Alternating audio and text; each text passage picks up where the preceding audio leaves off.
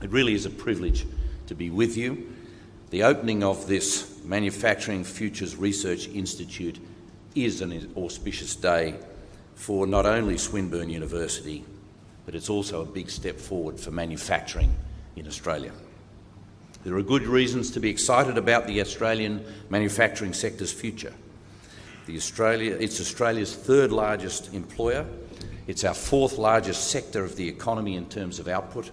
It's worth more than $9 billion in exports every single month. No other sector is more entrepreneurial or willing to have a go.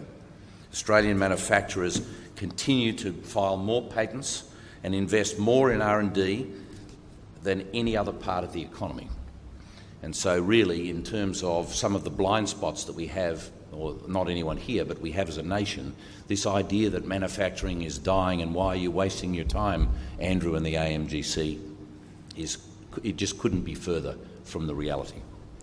There's no escaping, however, the human hardship involved in the significant transformation which is underway in this sector.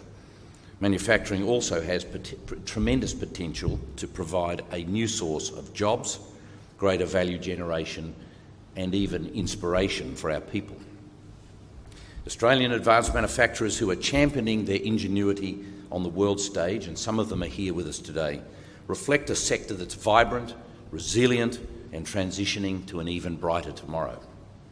Of course, our manufacturers can't do it on their own. Intensive industry research collaboration is vital if manufacturing is to continue sustaining our nation's economy, and that's why the creation of the Manufacturing Futures Research Institute is so important and so welcome. Swinburne's capabilities in areas as diverse as robotics, automation, biotechnology, materials processing, and the Internet of Things will be of enormous value to innovative Australian companies. In my experience, research organisations work best when they focus on commercially relevant projects that are designed to deliver real-world objectives. Today, the Institute is issuing a clarion call to Australia's manufacturing ecosystem. Bring us your commercial ambitions. Talk to us about your challenges, and together, let's solve them. This is precisely the kind of partnership Australia needs, and one the Advanced Manufacturing Growth Centre is delighted to support. I have every confidence that many of the next great innovations that put Australia on the map will begin right here at Swinburne. We're here to help nurture a competitive, dynamic and export-focused Australian manufacturing sector that boosts the long-term health of the economy and the nation. The big idea behind our work is that just as the world is changing, the mindset around Australian manufacturing also needs to change. All of us know that Australia has the talent, the resources, the ambition and the smarts. We must now apply these attributes as manufacturing undergoes yet another historic transformation. Today's reality is that the traditional assembly line is being fundamentally redefined. There are many reasons. Production processes are becoming disaggregated. Industry 4.0 technologies which integrate digitisation, automation and data analysis are beginning to play a much bigger role. It's impossible to overstate the mind shift necessitated by Industry 4.0. We're on the brink of a world where connectivity, computational power, deep analytics and human-machine interaction reformulate the productivity equation. 3D printing shows every sign of being a paradigm buster.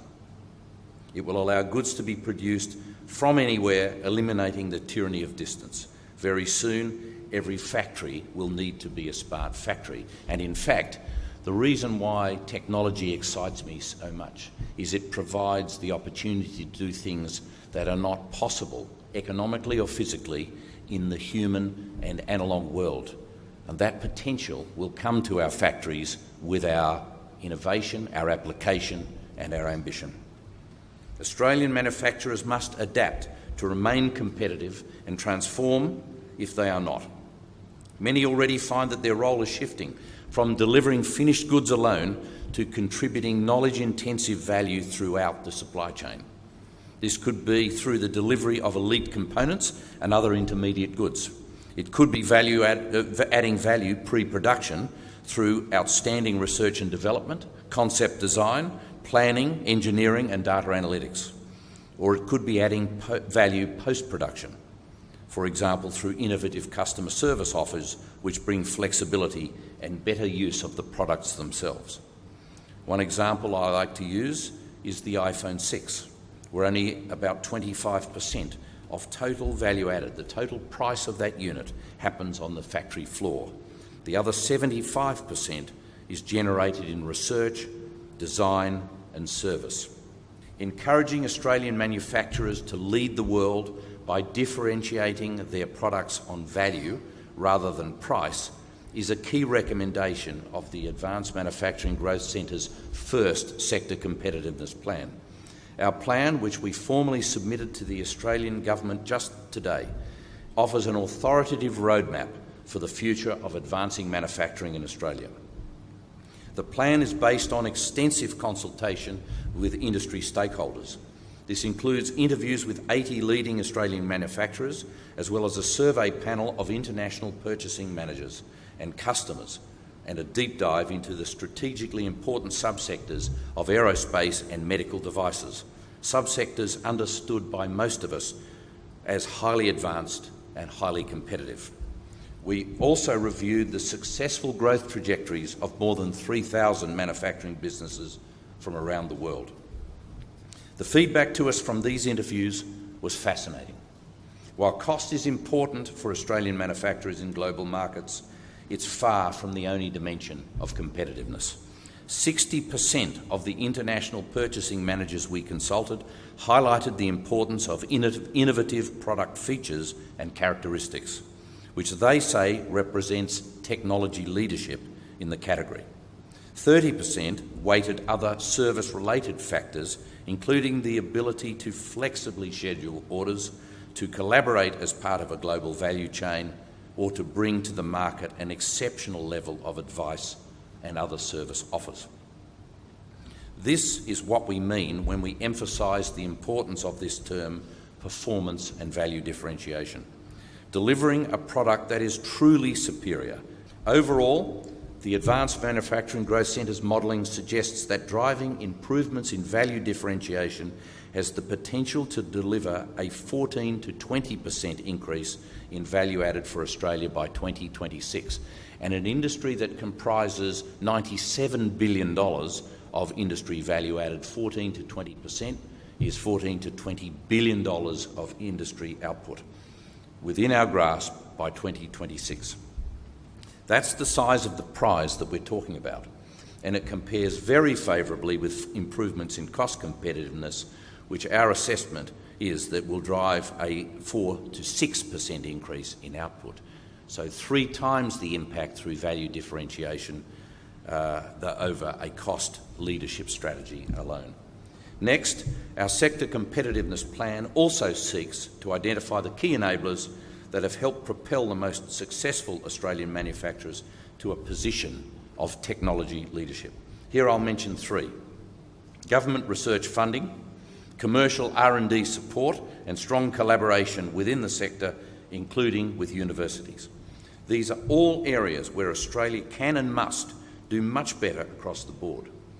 Despite the importance of value differentiation through technical leadership, today Australian manufacturers typically do not employ enough highly skilled, i.e. university qualified workers compared with our rivals such as the United States. Our business expenditure on R&D as a proportion of GDP is also well below the US, Germany, Japan, Korea. To make matters worse, government support for R&D in Australia is far from optimally designed. Nearly 90% is distributed through tax credits and accelerated depreciation instead of targeted grants.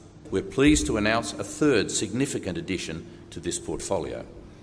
I can confirm that the Advanced Manufacturing Growth Centre and the Manufacturing Futures Research Institute at Swinburne University of Technology have today signed a Memorandum of Understanding to pursue extended collaboration with respect to the next generation of Industry 4.0 initiatives.